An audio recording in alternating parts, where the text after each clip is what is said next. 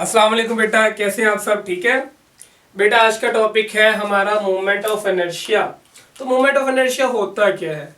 जब भी कोई बॉडी रोटेट कर रही होगी तो उसके पास एक प्रॉपर्टी होती है जिसको हम कहते हैं मूवमेंट ऑफ इनर्शिया। तो मूवमेंट ऑफ इनर्शिया किसके पास होगा? रोटेटिंग बॉडी के पास। ठीक है, तो हम कहेंगे कि it is a property of rotating body. Rotating body. तो अगर हम इसको डिफाइन करने चाहें तो ये क्या मेजर करके देती है? मेजर द हिंड्रेंस या बेटा resistance offered by a rigid body during rotatory motion.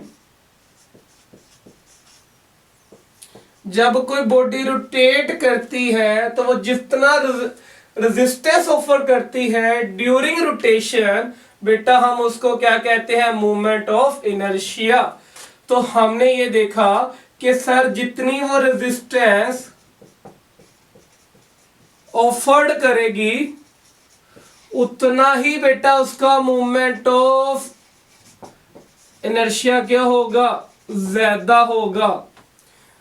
बेटा बुक क्या लिखती है? बुक ये कहती है the product of mass and the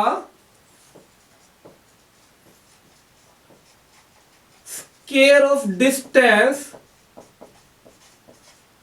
from the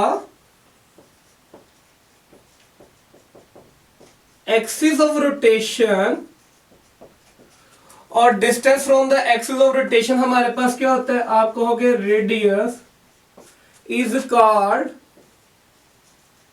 movement of inertia. बेटा जी इनर्शिया डिनोट किया जाता है कैपिटल आई से, और जो इसका फॉर्मूला बनता है the product of mass and the square of distance, M R square, इसका फार्मूला बन गया। मैस मेजर किया जाता है किलोग्राम में, बेटा डिस्टेंस मेजर किया जाता है मीटर में, तो मीटर का स्क्वायर। तो ऐसा यूनिट क्या आ गया इसका? आप कहोगे किलोग्राम मीटर स्क्वायर, और डायमेंशन इसकी क्या आ गई? M L square. Physical dimension भी हमने लिख दी। तो अब इसकी डिपेंडेंस किसके ऊपर होती है? तो आपको फार्मूले से ही नजर आ रहा है। तो आप कहोगे mass of the rotating body, rotating body, और डिस्टेंस ऑफ रिजिड बॉडी या body from the axis of rotation। और तीसरा बहुत ही इंपॉर्टेंट है डिस्ट्रीब्यूशन, डिस्ट्रीब्यूशन ऑफ मैस। अब ये क्या बात होगी? हमें पता है सर हर जो बॉडी होती है उसकी मैस की डिस्ट्रीब्यूशन डिफरेंट होती है। एग्जाम्पल देखिए, हमारे पास दो बॉल है, एक टेनिस बॉल है और एक क्रिकेट बॉल है। क्रिकेट बॉल वो जो मैच में यूज की जाती है। टेनिस बॉल भी सफेद होता है, क्रिकेट बॉल भी सफेद होता है। तो हमें ये पता है कि सर अगर ये इसका सेंटर है तो इसका ये सेंटर है। जबकि टेनिस बॉल का जो मैस होता है सारा का सारा कहां पे लाई करता है? आप कहोगे सरकमफेरेंस के ऊपर लाई करता है। लेकिन जो क्रिकेट बॉल होता है वो कैसा होता है? वो तो सॉलिड होता है। उसका जो मैस है वो डिफरेंट पॉइंट के ऊपर लाई करता है। तो बेटा टेनिस बॉल क्या होता है? होलो होता है। क्रिकेट बॉल हमारे पास क्या होता है, सॉलिड होता है। दोनों की मास की डिस्ट्रीब्यूशन डिफरेंट है, तो दैट्स व्हाई दोनों का मूवमेंट ऑफ इनर्शिया क्या होगा, डिफरेंट होगा।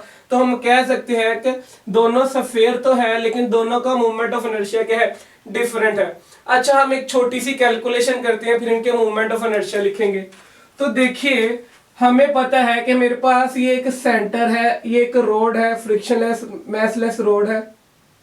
यहां से इसके पास कोई डिस्टेंस आर है और यहाँ पे कोई मैस है। जब मैं इसके ऊपर फोर्स लगाऊंगा तो इसके अंदर एक्सलेरेशन पैदा होगा। तो आपको हो गया सेकंड लॉ ऑफ न्यूटन क्या कहता है, F is equal to M A. अगर मैं मूवमेंट ऑफ लूं, अगर मैं दोनों साइड पे मूवमेंट लूं, टेकन मूवमेंट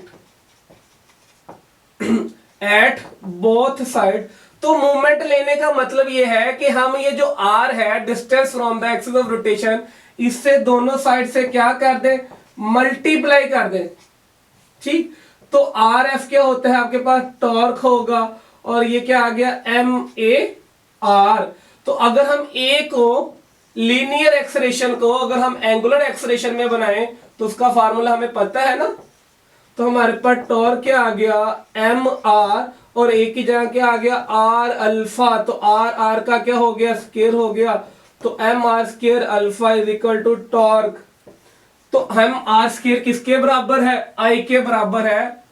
तो जो टॉर्क आ गया वो किसके इक्वल आ गया, I alpha, where I is equal to M R square, और आई क्या होता है, आप कहोगे मूवमेंट ऑफ इनर्शिया। तो ये जो टॉर्क निकाला, ये किसका निकाला, सिंगल पार्टिकल का। तो अगर आपने इसको रोकना है, जो रोटेट कर रहा है, तो you have to apply that amount of torque in reverse direction. ठीक है, तो आपकी अर्थ भी क्या करती है, अपने एक्सिस के अराउंड मूव करती है। ठीक है, तो उसके पास भी क्या होता है, मूवमेंट ऑफ इनर्शिया, और उसके पास भी क्या होता है, टॉर्क होता है। ठीक, तो हमें पता है कि सर हमारी जो अर्थ है वो सॉलिड है। ठीक है, तो जब अगर सॉलिड है तो उसकी मास की डिस्ट्रीब्यूशन डिफरेंट होगी, तो उसका टॉर्क कितना होगा, चले हम उसका टॉर्क निकालते हैं। तो हमारे पास क्या है, ये हमारे पास एक सेंटर है, सेंटर से यहां पे कोई मास पड़ा हुआ है, एक मास है m1, और जो डिस्टेंस है वो r1 है। यहां पे कोई दूसरा मास पड़ा हुआ है, इतने डिस्टेंस पे m2 r2। यहां पे कोई तीसरा मास पड़ा हुआ है m3 r3, और यहां पे कोई nth मास पड़ा हुआ है mn rn, और ये बॉडी क्या कर रही है, रोटेट कर रही है। तो पहले के पास टॉर्क कितना होगा, आप कहोगे sir t1 m1 r1 square alpha 1। दूसरे के पास टॉर्क कितना होगा, आप कहोगे m2 r2 स्क्वायर अल्फा 2। तीसरे के पास टॉर्क कितना होगा, आप कहोगे m3 r3 स्क्वायर अल्फा 3। और इसी तरह n के पास कितना टॉर्क होगा, आप कहोगे sir M N R N square alpha N. तो अगर आपने टोटल टॉर्क निकालना है इस रिजिड बॉडी का, तो आप कहोगे total torque of rigid body, तो वो कितना आ जाएगा, सबको ऐड कर दो, τ1 plus τ2 plus τ3 up to so on plus tau N. तो τ1 कितना, m1 r1 square alpha 1 plus m2 r2 square alpha 2 plus up to so on mn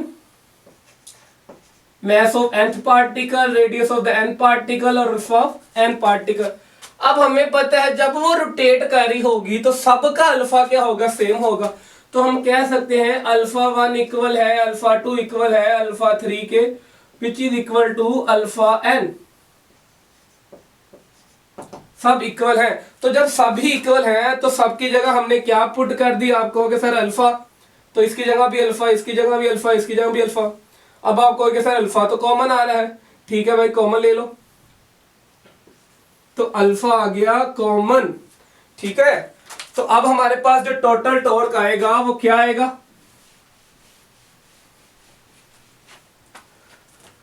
तो आपके पास जो टोटल टॉर्क आएगा वो आ गया आपके पास। ये सब को अगर आप ऐड कर दो, इन सब को ऐड कर दो, तो ऐड करने के लिए क्या साइन आएगा, समेशन, और आपके पास क्या आ गया, M I R I square, और अल्फा वैसे का वैसा आ गया। तो आई कहां से स्टार्ट हो रहा है, आप कहोगे 1, और कहां तक जाता है n, तो ये total torque of the rigid body. तो आपके पास क्या आ गया, total torque of rigid body.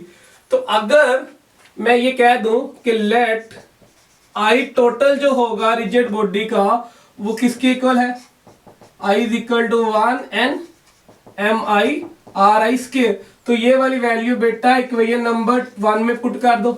तो जो टोटल टॉर्क होगा रिजिड बॉडी का वो टोटल मूवमेंट ऑफ इनर्शिया और क्या होगा, प्रोडक्ट ऑफ एंगुलर एक्सेलरेशन।